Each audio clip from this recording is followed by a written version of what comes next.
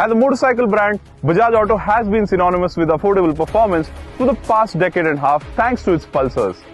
Now the Pulsars quite literally redefined the performance motorcycling segment in India, and the Dominar 400 is now here. The Dominar promises to take that legacy forward, being the biggest and most powerful offering from Bajaj yet, while being shockingly affordable. But can the Dominar really be the shocker that it promises to be? Does it have the potential to be the best sub 2 lakh rupee motorcycle in the country? Time to swing a leg on this machine and find out.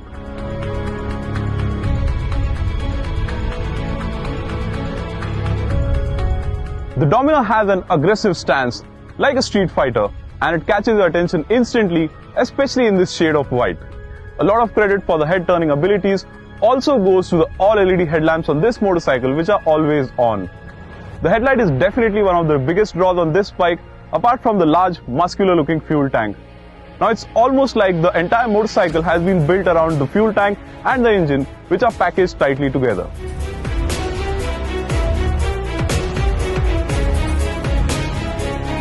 The Dominar's front-heavy design looks impressive, particularly with its aggressively designed headlight and wide fuel tank extensions. The beefy 43mm front forks add more visual mass, while the perimeter frame gives the Dominar the appearance of a middleweight naked street bike.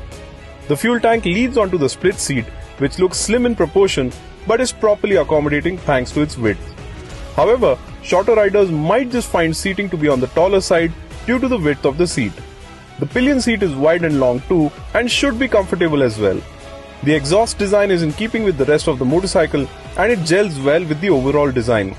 The taillights could have been designed better though, since they do not look as distinctive as the rest of the motorcycle. The machine-finished alloy wheels also add to the Dominar's handsome looks.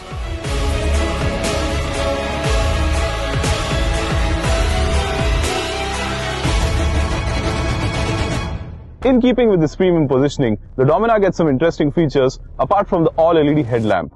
Now features include stuff like a slipper clutch. Now slipper clutch was previously seen on the KTM, but the Dominar is the most affordable motorcycle to get a slipper clutch. It also gets ABS for both wheels, but unlike the KTMs, you cannot switch the ABS on this off.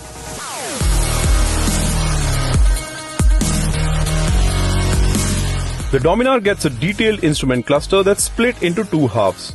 The main unit is an all-digital display which uses a black background and gives all the information in white. It is pretty comprehensive and includes a large tachometer and speedometer along with the 2 trip meters, a fuel gauge, clock, neutral indicator and a shift light as well. The tachometer is calibrated up to 13,000 RPM, but the rev limiter cuts in sharply at 9,500 RPM itself. The telltale lights for stuff like the battery charge, coolant temperature, ABS and high beam sit on a separate unit mounted onto the fuel tank, and the unit looks nice, but to view it, you need to take your eyes off the road and look down. What I really liked about the digital display though is that it is legible even in bright sunlight. However, the Dominar does miss out on stuff like a digital gear indicator and a distance to empty readout in the instrument console. And considering that this is meant to be a power cruiser or a touring motorcycle, a set of hooks to hold the luggage would have been nice too. It isn't surprising that the Dominar uses a liquid-cooled single-cylinder 373cc engine with the same basic architecture as the KTM 390 Duke. Of course, both bikes are manufactured by Bajaj, that's why the similarity. But the Dominar's output is lesser at 35 PS and the power delivery is more relaxed as well. In our test, this motorcycle clocked a 0 to 100 time of 8.4 seconds, which is fairly decent considering the bike's overall heavy weight of 182 kilos. And that weight is because Bajaj has tried to price the Dominar 400 very aggressively and has been sparing with the use of ultra-light and ultra-expensive materials to keep costs in check. That said, Bajaj has of course added its own tech to the engine. So the Dominar's motor gets the same triple spark plug technology as the Pulsars for better combustion and a punchier mid-range. The overall effect is a more relaxed power delivery, and clearly, the engine and gearbox have been tuned to offer good cruising ability rather than frantic acceleration. Its mid-range power delivery has to be one of the biggest highlights of this engine, as there's a surge of torque from about 4000 RPM almost all the way up to the red line. This is helpful in the city as a strong mid-range ensures you do not need to work the gearbox continuously.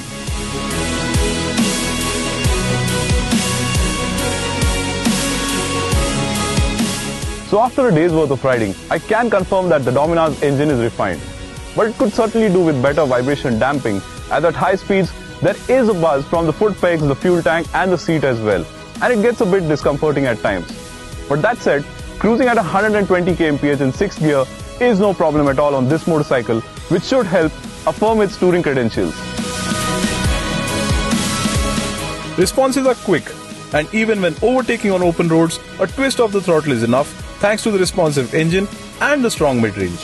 Performance at the top is impressive as well, and in our test, the Dominar 400 managed a top speed of 137.4 km per hour, which is impressive. Moving to the transmission, clutch action at the lever is on the heavier side, but the effort required is never too much. The 6-speed gearbox offers precise shifts, though shift feel could have been better.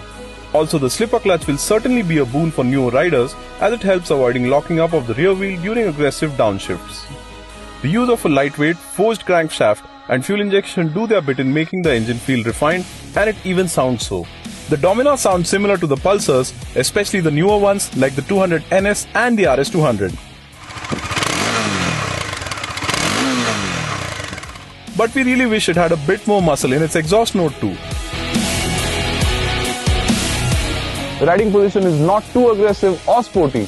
You sit slightly canted forward and the foot pegs are slightly rear set, but it is comfortable.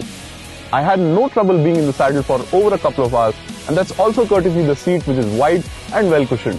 Also, the handlebars are positioned well, which makes it easy to hold on to them, be it in the city or on the highway.